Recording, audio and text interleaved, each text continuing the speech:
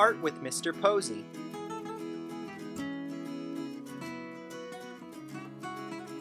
Abstract Photo Part 2, Value Drawings. Hello again.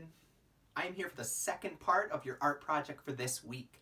You have been taking some amazing black and white photographs. You've been zooming in close on things to make them look abstract, looking for great compositions, lots of value, and contrast. Now that we have our photographs taken, we can turn those into a drawing. Since we're focusing mostly on values, we're going to call this a value drawing. Basically, I choose one of the photographs that I really like, and I want to choose one that's relatively simple. I'm going to look at the photograph that I took and choose one color to try to create a value drawing.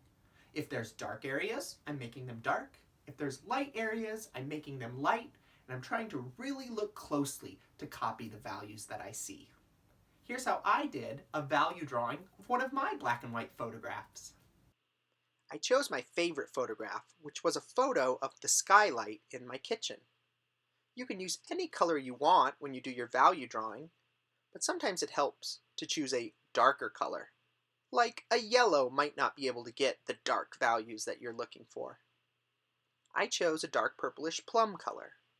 Since I have lots of straight lines in my art, I'm going to use a ruler and a pencil to try to draw out all of the main lines of my photograph.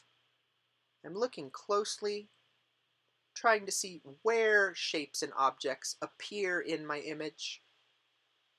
And with my pencil and ruler, I'm trying to represent those as close as I can. Now, it's not perfect, but I have all of the main shapes pretty well mapped out. I have my purple, and I'm going to start by very lightly touching the lightest area of my drawing. I am barely putting any colored pencil on the paper at all, but I don't want it to be solid white, so I just put a little bit. The shape above the window is much darker than the window, so as I start to color, I'm going to press much harder with the pencil. Notice I never switch tools. The only way that I can get darker or lighter values is with how hard I press or how many layers I put on. So for my very light window, I did one layer of very light colored pencil. But as I go down here, I'm filling it in with multiple layers and looking at my photograph how it starts lighter at the top and blends towards the bottom. There's some really interesting things going on to the left of the window here, so I'm looking closely, trying to represent what I see. You can always go back and add a little more on top. So every once in a while, I'll take a second look and try to fix it up a little bit. This shape over here has some nice blends in it as well. The very top has a dark area, which comes down to a much lighter area where the light's coming through the window. I noticed at the bottom this center shape wasn't very defined, so I'm going to go in and put a little bit of an edge to it so you can see that it's separate from the shapes that are next to it. I'll slow down a little bit to get these nice lines that sit under the window. And then I'm going to move to my dark shapes. So I'm making the colored pencil as thick and dark as I can make it, really pressing hard.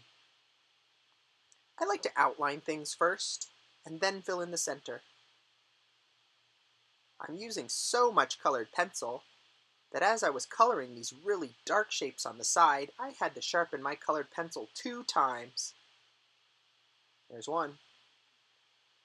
I'll fill in this side really dark, and since my photograph has black triangle shapes on the side, I'm trying to get the darkest purple that I can get, really pressing hard.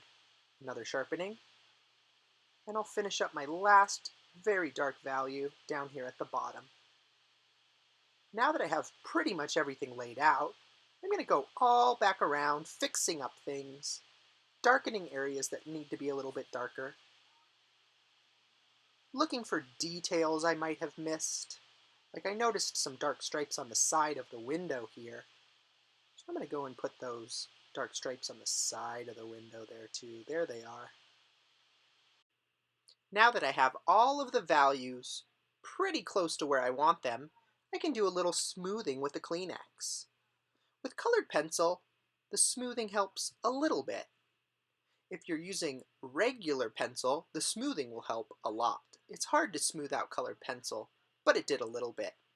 And there it is. I have a value drawing based on one of the abstract black and white photographs that I took.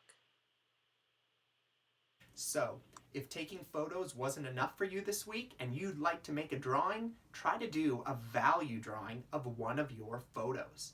I chose a dark purple color, but you can choose any color that you want. This could be done with colored pencils, crayons, regular pencil, or even you could try it with some watercolor paint.